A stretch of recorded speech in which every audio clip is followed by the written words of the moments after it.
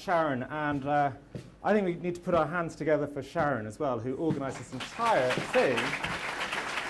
And I know, having organised a history festival for a couple of years, I know how much work goes into that. And I also know that when you're the organiser, you very rarely get to listen to any of the things that you're longing to listen to. So thank you very much, Sharon. Yesterday morning, I was having a shave, and my 6-year-old daughter, Jemima, came in, and she knew I was coming down to this event. She calls them work parties, which is a very nice way of calling them. And she said, "Daddy, are you going to a work party tomorrow?" And I said, "I am." And she said, "What's it about?" And I said, "Well, it's called Beyond the Grave." And she said, "Beyond the grave? What's that mean?" And then before I could answer, she's like, "Daddy, is this about dead people?" And I'm like, "It is sort of about dead people, yes." And she's like, "Daddy, why do you always write about dead people?" And I'm saying, "Well, I'm sorry, darling, but that's the lot of a historian. It's what we do. We write about people who are dead or mostly dead, and we try and make sense of their lives. That's what we do." But we ended up having one of those sort of sweet and slightly peculiar conversations about death with a 6-year-old, in which she, being from the generation where they're all using, like myself actually, we're all using computers and games, she's like, "Daddy, maybe it's like a game, and maybe I'm already in the second life. Maybe you're in the second life, and you had me in the second life, and then we're both going to go to the third life." And I'm like, "Well, that sounds perfectly viable to me." And then she said something this is the brilliance of innocence of 6-year-olds. She said, "But Daddy, I know one thing. I know that whatever you wish for, you can't wish not to die." Isn't that true, Daddy? Even if you wish upon 100 dandelions. I was like, well, whoa. But she's right. She had a very valid point about me writing about dead people, which is what historians tend to do. Just this week, yesterday I was writing about the Irish and the Chinese labourers who built the transcontinental railroad across America. They're all dead. On Wednesday I was writing about a guy called Lord Haw-Haw. Did you ever hear of him? From Galway man who became a fascist and went to Hitler's Germany and became the voice of English language radio during World War II. Germany calling, Germany calling. Don't know if any of you are old enough to remember that. He's dead. He got hung for that. And then I've just finished a book about the Irish and World War I, so there's plenty of death in that. But that's what we do. History is an obituary of death. It is an attempt to chronicle the hundreds and thousands and millions of people who have walked this earth before us, so that we can make sense of their lives and maybe that way make more understanding for our own lives. The Vanishing Ireland Project, which is that going to interfere if I'm like that? No, we're okay. The Vanishing Ireland Project is something I've been involved in for 14 years, and it's for those of you who saw Maurice's great talk earlier, it's a sort of partner project to that, even though we have only just met today. And myself and an old friend of mine, James Fennell, who's been a buddy of mine since we were kids, he's a great photographer. Most of the photographs you're going to see, nearly all of them, are his photographs. And we basically have been going around the country, meeting and chattering to people about the old days and the old ways. They're primarily people in their 80s, 90s, 100s. And it's been a fascinating project for, as I say, for 14 years now.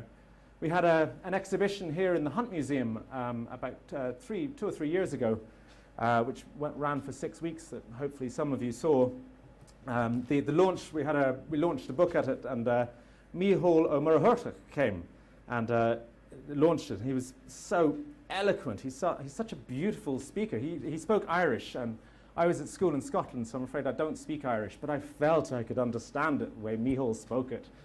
It was a lovely evening. And some of the characters from the book came along as well, so that was a special day. I have a giant poster on the wall from the Hunt Museum, which has 40 of the characters. And this is one of the reasons why Jemima thinks I write about dead people all the time, because she looks at this wall of photographs and she asks me to tell about some of these characters. So that's what I'm going to do. I'm afraid we've lost it normally has a black background to all these photographs, but unfortunately we can't get it up here. But We'll kick off with P.J. Davis from Ennistimon in County Clare, who made Humbert Hillman motor cars in Coventry for 20, 30 years, and was an absolute gentleman who we met. Is he dead, Daddy? He's dead, Jemima, I'm sorry. This is the nature of it. So because of the name, because of the nature of the project, you must assume that most of these characters sadly have passed on. But they leave behind a legacy. Christy and Nellie Kelly from Nina, who are absolutely brilliant. She was an amazing woman. She was about 4 foot high. But good goods come in small packages, she told me, and when they're lost, they're hard to find. And her brother, Jimmy, was also a great joker. Two guard are up a tree. What are they looking for? I tried this one on Jemima. She didn't get it. The special branch, of course. Anyway, good on him. George Hawkins is one of our, two of our neighbours. George and Bill. Their granddaughter is the babysitter to my kids. And we were very lucky, so we managed to get both of her grandfathers. George here was a drover who brought the sheep down from the Wicklow Mountains into Baltinglass and Blessington and Naas, if you know that part of the country, all his life. And my goodness, he was an amazing talker. Hind legs off a donkey, absolutely. He'd also tell you where the donkey was at the time, which field it was in, what the layout of the field was, who was with him at the time, who wasn't with him, and why they weren't with him. He was a remarkable man, lived to be 98. Fiona's other grandfather, Bill Burgess, he's my next door neighbour. He lives directly across the road from us. Sorry, lived. He's passed away. He was the second oldest man in Ireland when he died. And he was the second oldest man for about 6 months. And that put us as his neighbours in a slightly tricky position because you're kind of rooting for him to become the oldest man in Ireland. But in order for that to happen, of course, then some other gentleman has to pass away. Anyway, he never quite got that, but he was the oldest farmer in Ireland when he passed away, which was, for me, I felt quite extraordinary, seeing as how he is literally my closest neighbour. But he was an amazing man. He was born in 1902, and he was at school with Kevin Barry. Remembers Kevin getting his ears boxed by the teacher in Rathvilly. He lost a brother. We had Anzac Day this week. His brother Rupert had emigrated to Australia, came back with the Aussie Army, and died in Flanders in 1915. So he was 27 by the time of the Wall Street crash. And then, you're hanging out with a man who was 27 at the time of the Wall Street crash. Absolutely amazing to have met him. He had some interesting things to say that were relatively pertinent to this conference. He was a jockey, an amateur jockey. But he said, "Isn't it a funny thing that of all the men and women who've ever walked this earth, not one of them ever knew what happened next? Nobody came back. I have no control over my age, but when I've gone, well," and I think we've heard this expression a few times today, "well, as the man used to say when we'd meet on a bank in a chase, cheerio till the other side." Mind you, his remarks that of all the men and women who've ever walked this earth, none of them ever knew what happens next, and nobody came back to tell us. I'm sure if I put that up on Twitter, I'd get lots of people saying, actually, not so. I frequently communicate with my great-great-great-grandmother, who tells me all about life in the old days. I mean, from a personal point of view, I am very hypocritical about what I believe and what I don't believe. I try and cover all bases, so I say that I don't believe that anything happens next, just to avoid disappointment if that is the case. And then I simultaneously absolutely believe that something happens next. And I think I cover it all and then cover none of it. But, I'm constantly confused by it, and I bow to nearly every religion and then none of them. So that's my personal beliefs of a sort. That is, see, that's the thing. That's in the field just beside where myself and Bill Burgess live. And it's a wonderful looking dolmen. It's the Haroldstown dolmen. And I've been going there since I was a kid. I bring my own kids there. They think it was built by Asterix and Obelix, if any of you know them. Maybe there's a talk about these sort of amazing megalithic memorials at this weekend. But for me, I feel that the people who built these sort of things, they were really in touch with what happens next, a lot more than perhaps we are today. Stacia Keely. Stacia Keely was the oldest woman in Ireland when she died.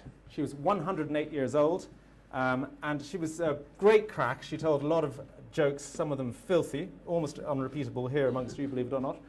She lived in Castledermot in County Carlow. Started off, we had a talk earlier, Margaret's talk about all the epidemics and so on. A lot of her siblings, I think she lost 3, maybe 4 siblings to tuberculosis and whooping cough and something else. Meningitis, I think, was another big one. So came from such tough upbringing, and that's one of the things, of course, we found when meeting all these people, that the hardship that they went through, my goodness, it makes a petty recession like we've gone through for the last 5 years seem like nothing. But Stacia, as I say, she was tremendous fun, and she connects you to an age that seems so long ago, but it isn't. Her mum was 39 or 41, I can't remember. She was about that age when she was born. So her mum, therefore, was born when this man was President of the United States. And she only died, Stacia only died 2 or 3 years ago. That is, in case you think that's a colour photograph, it's actually one of those cleverly colorized photographs they've done of, obviously, Abraham Lincoln. But suddenly, you know, in one space, one person, you're connected to 1862. Many of the people we've interviewed for the Vanishing Ireland project, their grandparents were children or teenagers even during the famine. So, you know, suddenly history completely shrinks. And you'll hear, you know, extraordinary cases where it only takes 2, maybe 3 people before you're back to the 18th century, maybe a memory of the 1798 rebellion or the Napoleonic Wars. History plays tricks on you. Betty Scott is the lady. This project would never have happened without this wonderful woman who basically she did a lot to raise me when I was a young fella. She was a sort of surrogate grandmother who sadly passed away last November, just before her 90th birthday. And she lived in the house where her family had lived for several generations, and her father was one of 16 children who grew up in this tiny house where she now lived alone. But it was amazing to imagine these 16 people all living in this one cottage. And she, too, was full of good crack and told me brilliant stories about the old days and all the banter that used to go on the farm where I grew up between all the different lads. And that's kind of, it was listening to her and then meeting some of the people that she introduced me to that I decided, you know, maybe we need to start writing some of these stories down. And we started off with her next door neighbour, Bob Murphy, who is a marvellous man. He's the second youngest of 17 children. He was a quiet man who loved the crack, well known to most drinking establishments in North County Carlow. His tipple of choice was whiskey and 7-Up, or a 7.5 as he called it. And his neighbour Betty, who I showed you earlier, she would hear him being decanted onto his doorstep by a friendly chauffeur at 4 o'clock of a Sunday morning. And she wouldn't hear another peep from him until Tuesday evening. Said he was in dry dock, as she said, as she put it.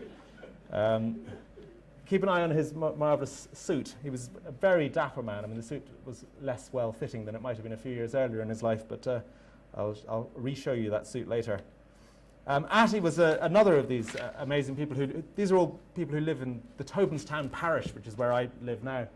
And Atty was born the same week as the Easter Rising, lived on his own, a bachelor farmer, just such a gentle, nice guy. And I went down to see him about 2 or 3 times, and every time I went down, and it was always morning, he'd glass on table, bottle of whiskey. He didn't drink himself, well, not much anyway. And he'd pour me an enormous measure of whiskey, which the first time I felt, compelled, I must drink it. I was hammered before the end of the interview and had to go to bed for the afternoon immediately afterwards. But anyway, I thought, you know, that's what you needed to do. He, where is he now?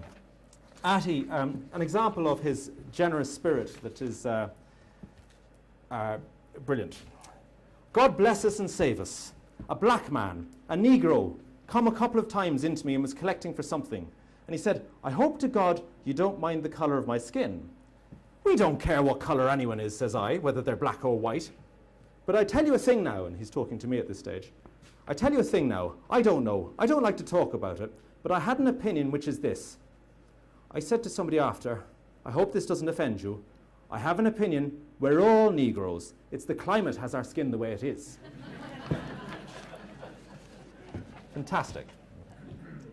There he is, and that's Atty's kitchen, which is a fantastic photograph by James.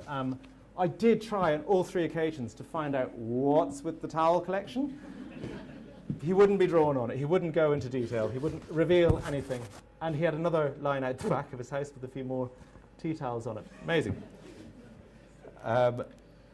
Nellie O'Toole, another amazing lady from Rathvilly who made it to 101, I think, when she passed away. She attributed that to Barry's tea, if anybody drinks Barry's tea.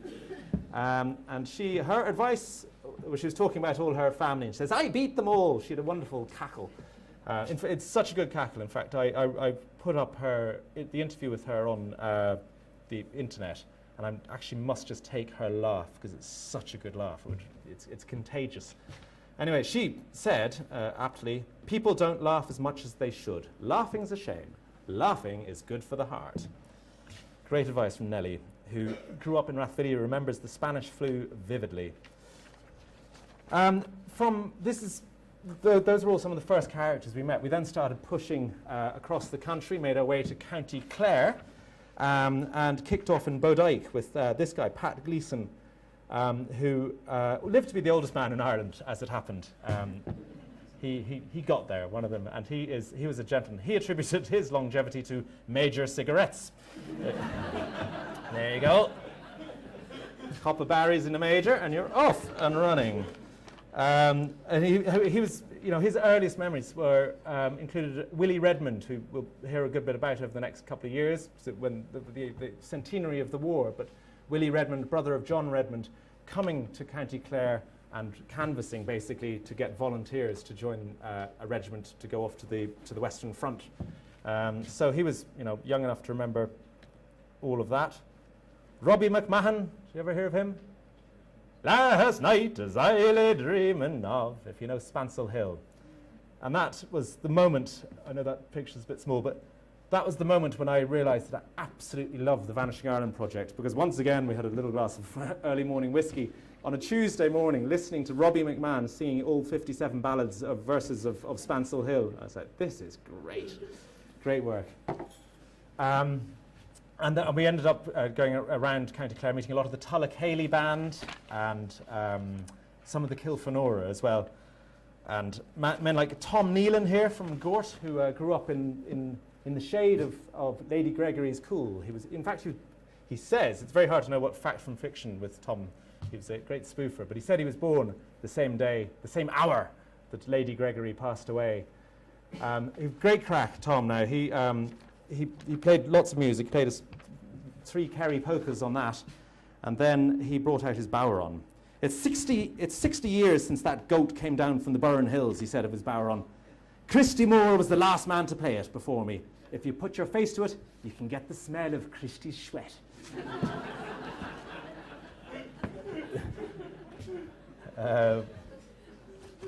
Donald Duffy, I mean, there was a lot of... one of the things I really found was talking to that generation, the amount of people who have a talent at music, which I'm quite sure all of you do. I mean, maybe not every one of you, but, most of us probably have a lot more talents than we, ever force ourselves to learn. And yet in this generation, when they had so little in the way of alternative entertainment, I guess, the amount of people who learnt an instrument of some form or other, or else just learnt how to sing or lilt, like Robbie McMahon. But Donald Duffy was a great piper. He had been a great piper. I have to say that when we went down to listen to him playing the pipes, it was a little deafening at that stage, and I felt a bit sorry for the birdies and the trees. God knows what they made of it. But Donald was an absolute gent from up in County Louth. And one of the things, just in terms of this conference, I suppose, is that when he passed away, I didn't make it to his funeral. I do go to some funerals, but the Vanishing Ireland book was open on his coffin on this page with the story.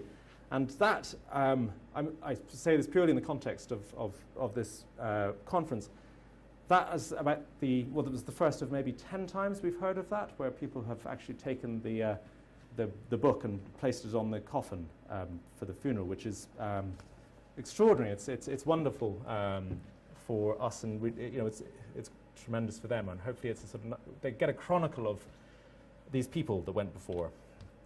That was the first. So it turned into a book, The Vanishing Ireland. We then got assigned another book, The Irish Pub, which was the most hard project I've ever had. If you can only imagine having to go out week after week to find all the pubs of Ireland and try and find which ones were the best to stick into a book. It was wonderful, but actually it was, it was slightly melancholy because, as you all know, the pub scene has completely changed, and it was changing then. That was 2007, 2008 that we made that book, and going around and you're realizing that that whole culture was dying, and it's not dead, but it's, my goodness, it's changed quickly, hasn't it? Nearly over. Yeah. While doing it, we met this man, George Thomas, who is a remarkable guy. I've got onto a different picture of George. It's a bit blurry. He was a Protestant. His family were evicted from his home in the Wicklow Mountains for making pikes during the 1798 rebellion. And then they moved to this other house, which is where he lived.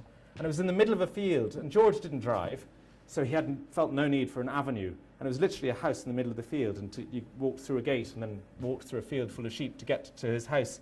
The postman left his post under a very big rock, and there was the milkman also left his milk just there. You walked along up to the house, and you met George outside the door. And can you all see that, by the way? Yeah.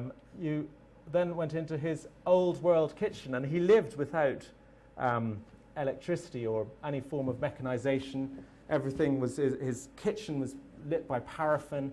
It was the old world. This is only 4 or 5 years ago now that George was living there, and he had a little fan which he used with his foot to fan the fire from below. He was a gentleman. You couldn't bring any lady to live under my conditions, he says.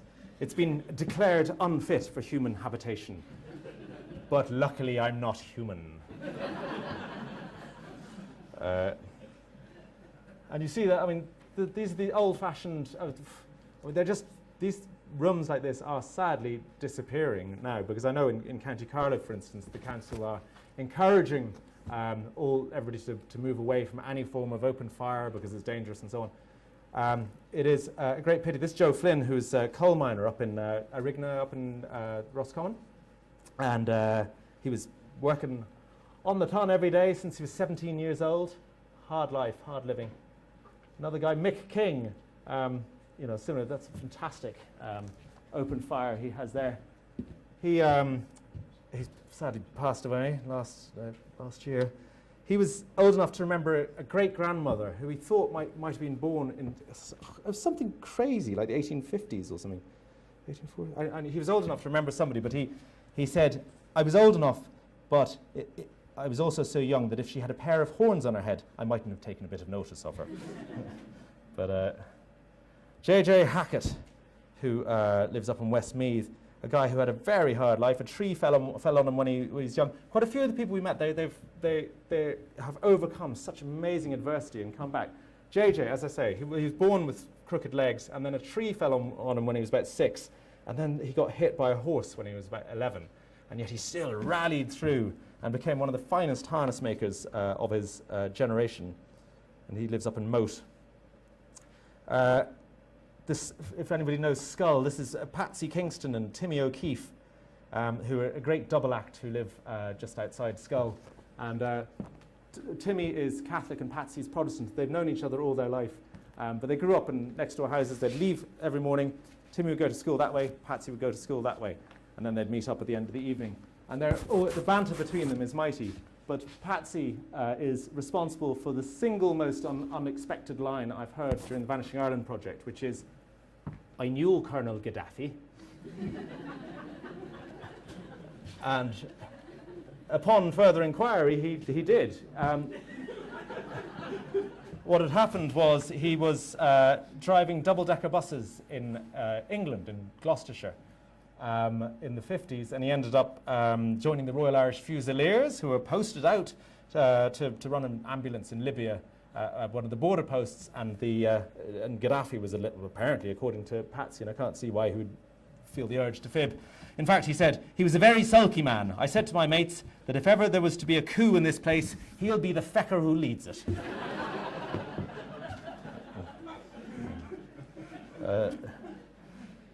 So there we go. So this is the world. This seems so long ago. This is Cladda, 1901, But, you know, this is clad in 1901, just shortly before Bill Burgess was born, or Stacia Keely, some of the older people we've met earlier. This is what Ireland looked like, although this is Galway. Great photograph of Galway. Longing to find out more information about it. Obviously, you can see the Spanish Arch, but it's trying to figure out what the gag is. There's obviously some great moment of merriment. Somebody's also pointed out a rather sheepish-looking lady here who's ducking. She's done something. Great photo, which, as Sharon mentioned earlier, these are all on a Facebook page called Wistorical. If you use Facebook, it's historical with a W. And again, I suppose just connecting, just showing, these are National Geographic photographs from the 1920s of the Aran Islands, but just connecting those black and white photographs, bringing them up into colour, I suppose, as we advance forward.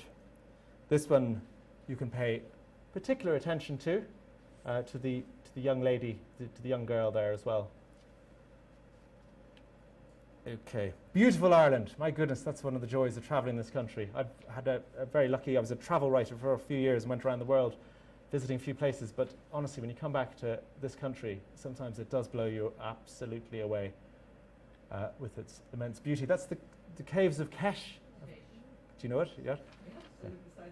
Aha, right. It is amazing, and they're up in Sligo. It's a series of caves set into the side of the mountains.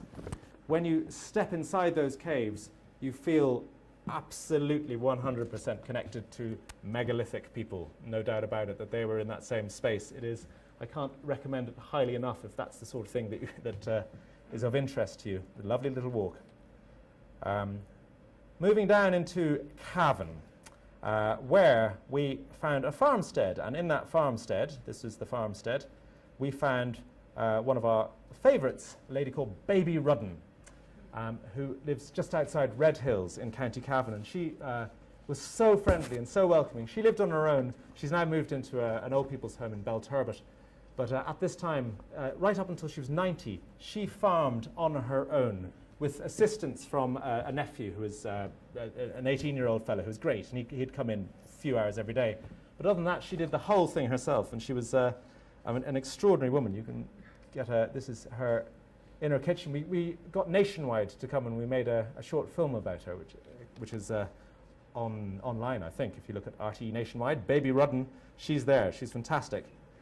And we liked her so much, we put her on the cover of a book. But first of all, that's Baby Rudden when she was young. And that was the joy of this internet age. I was talking to Sharon earlier about how Facebook is an incredible tool, really, because we put these pictures up of Baby Rudden, and lo and behold, a distant cousin from America gets online and says he has a photograph of her which one of the Ruddens had brought out to America, and he sends it back to us. It's wonderful. So as I say, there we put Baby on the cover. She's a fantastic lady. And it's that whole... it's not a glass of water, is it? Anyways. It's that whole bringing the past forward. So here we found this photograph. Said that looks great. Somebody said, well, it's still in existence. We found the building. It's a forge near Lowra in County Kerry on the Beara. And in the forge we found Liam O'Shea, who is an amazing man, clad in his apron and cap. He's a blacksmith, fourth generation blacksmith. His father had actually emigrated to New York in the 1890s. He was the eldest of, I think, is the eldest of 13 children. And he went out, like so many people in those days, he went out, made enough money for the next child, the next sibling to come out. And all 13 siblings went out, and they all fetched up in Brooklyn, and they have descendants there to this day. And they became something of a mafia in Brooklyn. I met a couple of descendants when I was out there. Great crack, full of that Kerry spirit. But Liam, his father came back. He couldn't handle New York, and he groomed Liam to take over the blacksmith's forge. When I was young and all down through the years, the horses going to the creamery came here to be shod every morning, and the donkeys and the ponies, and they'd come from every end of the parish. But we got all the gossip too, he says. Thank you.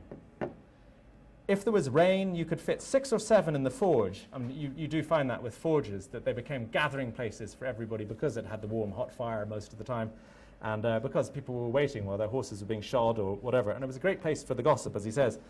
But because of the fire, you'd have plenty of callers.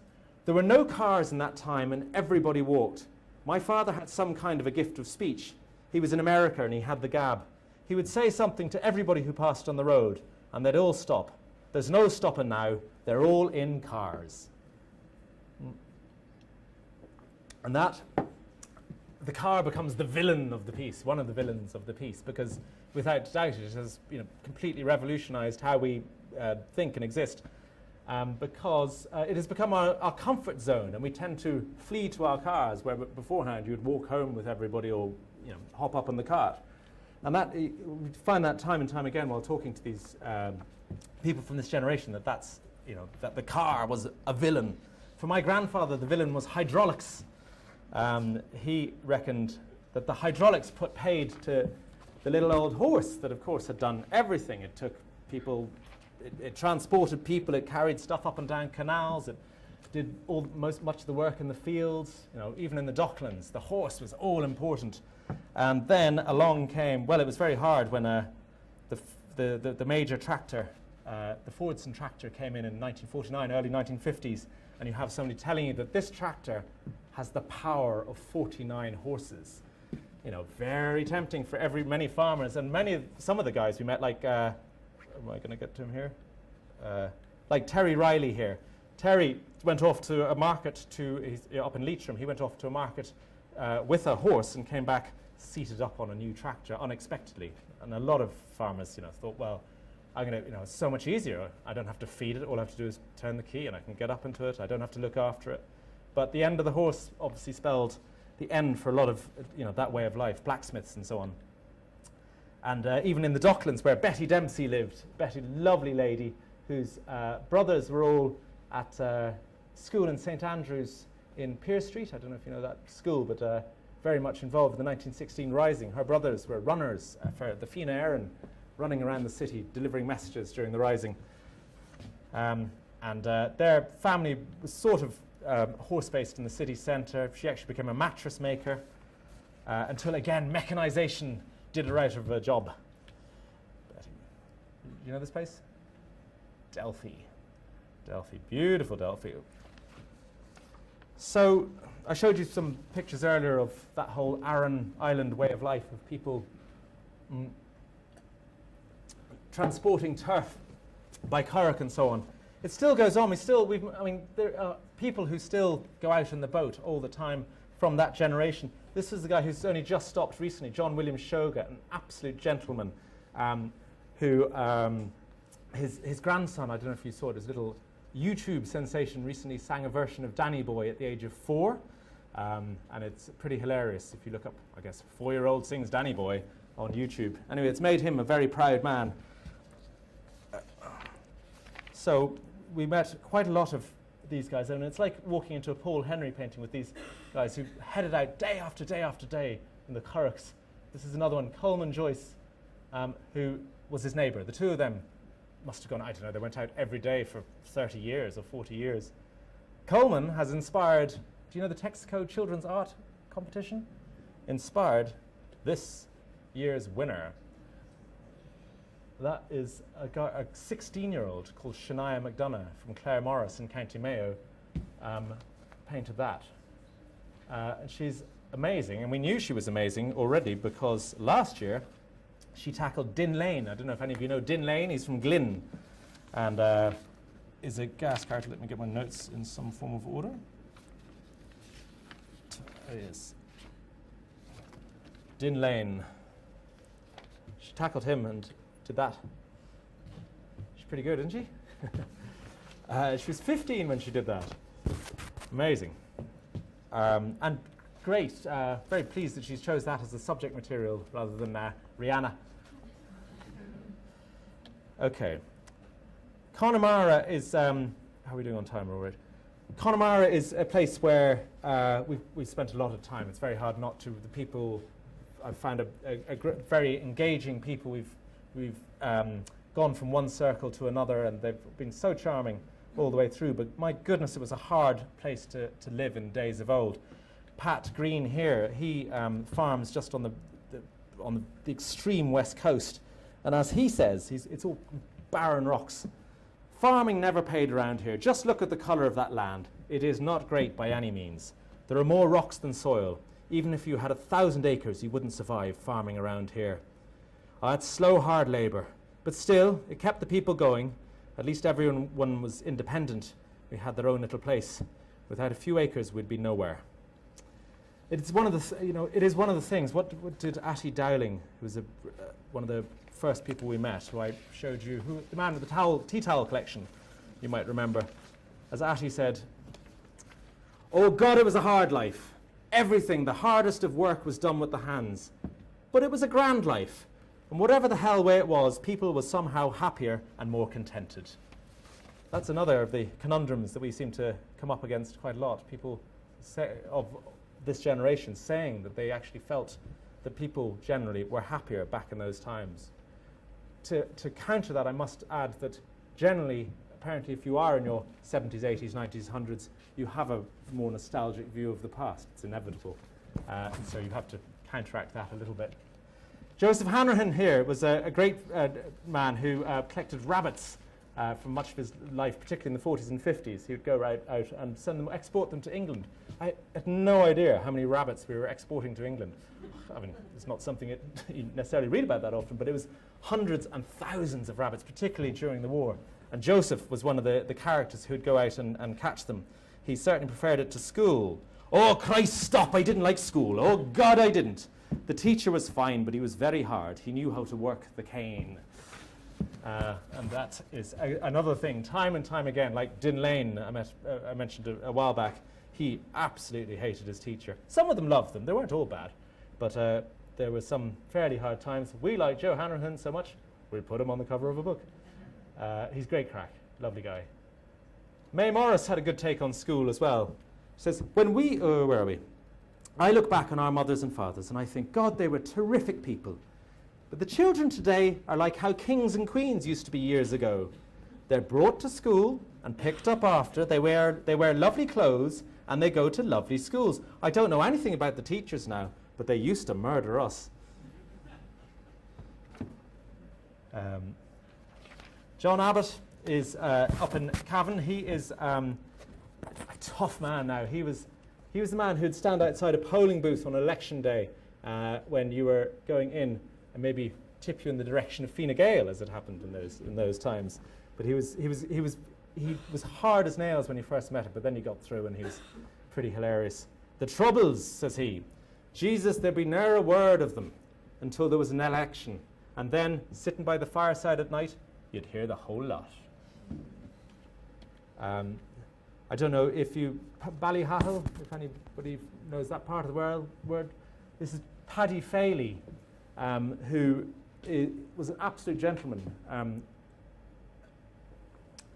a well-known storyteller and poet of his own generation.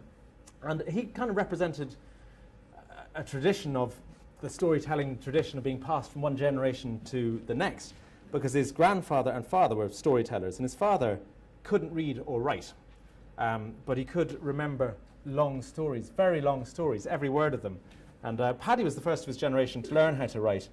He says, "When I was young, my father told us stories about fairies and ghosts and giants and leprechauns, and he could sing and play the Jew's harp. And at night we'd say, 'Tell us a story, Daddy,' or 'Sing us a song,' and my mother would decide which he'd do."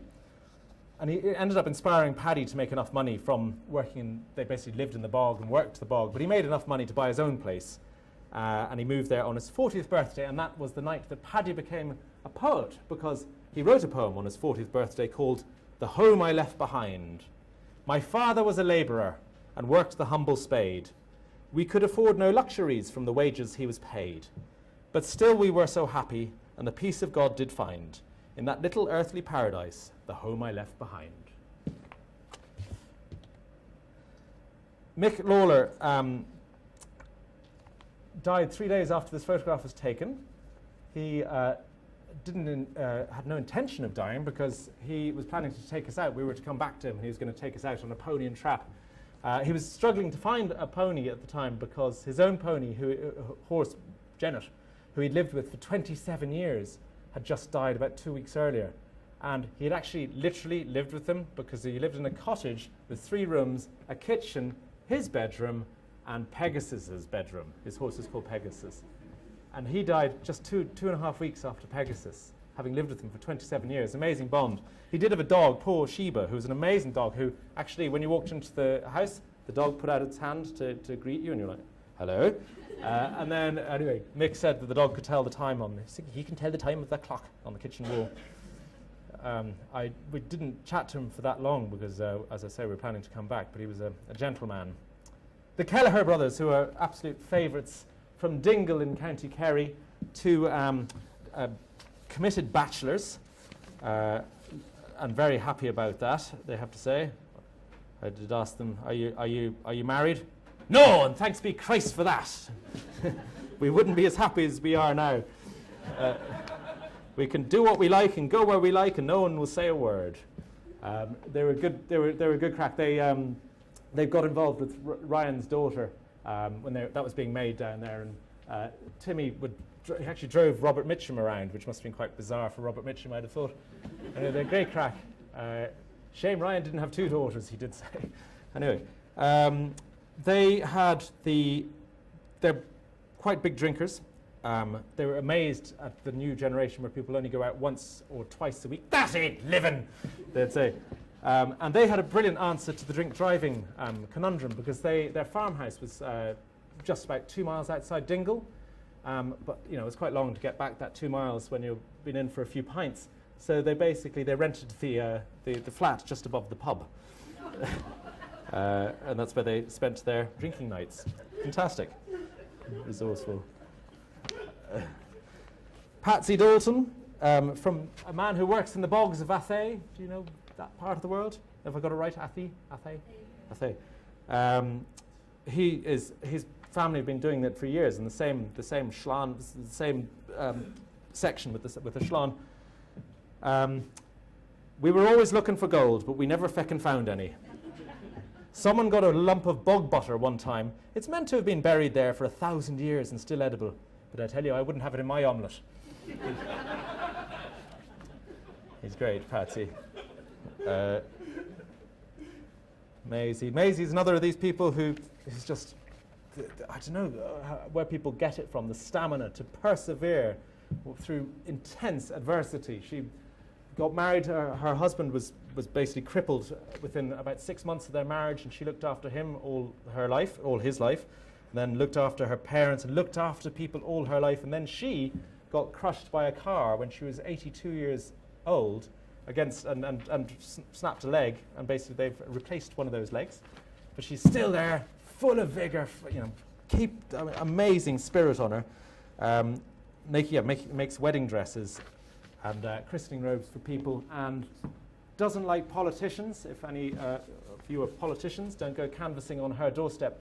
Just behind here, she has a catapult with large amounts of road chippings, and she knows how to use it.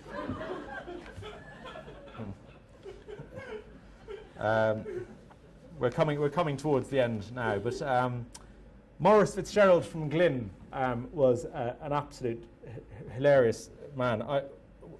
We cold called him, actually. Somebody said we should go and meet him. So you go up, bing bong, and Maurice answered the door. Yeah.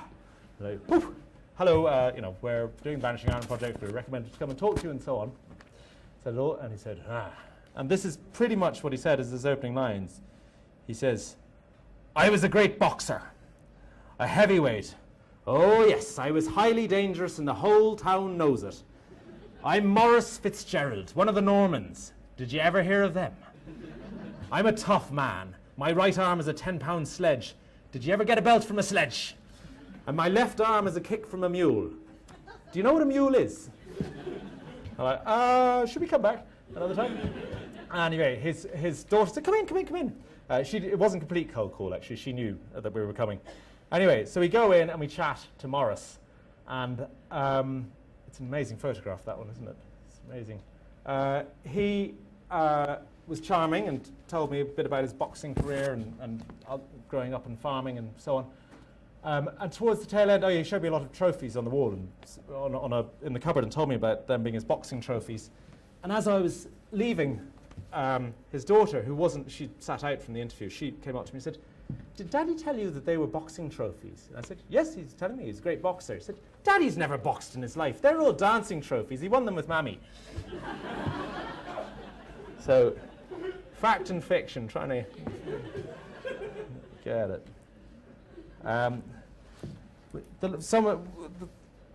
Murphy brothers of Ballymurphy, more unmarried bachelor brothers who live up in the Blackstairs Mountains in this amazing old world setting. That was Sim and his brother Jimmy, who they're basically, neither of them have ever married, but they can still go out. Jimmy is 86, he must be 87 by now. He goes up the Blackstairs Mountains, like nearly, it must be about 3/4 of a mile up the mountain with a horse. The horse is laden with food for the sheep as they go up, and for some cattle they have up there as well. And then he rides down the mountain afterwards at the age of 86 and now 87. Amazing to see that still actually goes on in modern Ireland and County Carlow, no less. There he is, mighty crack. We liked him so much, we put him on the book. The Murphys. And Jimmy, I must talk about Jimmy. Jimmy Fanning from Glen Valley Valley in County Kilkenny, who has an amazing face. Look at that face, isn't that great? Full of expressions. Oh, a wonderful philosopher who left school at 16 to look after his mum, and he's so clever and he's such a genius that because he ended up looking after this small, tiny patch of land. And it wasn't said about him, but somebody said it about another man I know up in Monaghan, that if he hadn't inherited his, I think, say, 30, 40 acre slot of land, he would have been forced to leave the area and gone off. And he says, and if that had happened, that man would have become a nuclear physicist. And the same may be said for Jimmy, who spent his life kind of slightly trapped by the ownership of land, because it can become your raison d'etre, but it can also put you in a predicament. Jimmy, you can make life very miserable or you can make it very good. 'Tis up to yourself, but you never miss the water till the well runs dry. It is a bright world covered by darkness, but a dark world can be covered by brightness. And he's spoken this, by the way. These are just samples of maybe 40 that we heard over the course of our meeting with him. There are 3 things in this world to beware of: the heels of a horse, the horns of a bull, and the smile of an Englishman. Jimmy Murphy. I mentioned Bob. Do you remember the man who was the next door neighbour? That was his marvellous suit, which he got made by somebody in Canada, actually, and they sent it over to him. Bob, he lived in Rathvilly, and I knew him all my life. He was the very first person we photographed for the project. And I went to his funeral, which must be 3 or 4 years ago, more maybe. And amazingly, it was presided over by a guy called Monsignor Deering, who had been in Waco, Texas, when David Koresh launched his strange rebellion, or whatever that extraordinary event was. And Monsignor Deering is from Rathvilly initially, but he's been living in Texas for so long now that he's become basically Texan. And I spoke to him, I don't know, for those who know the David Koresh thing, I did speak to him after the funeral, and he said, I went up to David to try and talk some sense into him. I brought myself a bottle of Shebass Regal. Well, he wouldn't listen. Woo! And he was nicknamed the pastor with the blaster because he was asked if he would give last rites to a man he'd killed. And he said, that man had all the rights he needed. Anyway, he'd turned Texan, basically. And it was fantastic because he'd known Bob when he was young. He was a little younger than Bob, but he'd known him, and he happened to be back visiting. So he presided at Bob's funeral, and we had this extraordinary Texan eulogy for him, which finished with these words, and I'll finish on these because I think they're rather brilliant, and I'm sure Bob would have loved it. He says, it stunned Rathvilly, I can tell you, they hadn't heard this. He says, "We all gotta go sometime." Bob knew his time had come. He opened his arms to the Lord and he said, "Take me home, Father." Well, Bob, now that you're up there, why don't you plug in a light for all of us? Thank you very much, ladies and gentlemen. Okay.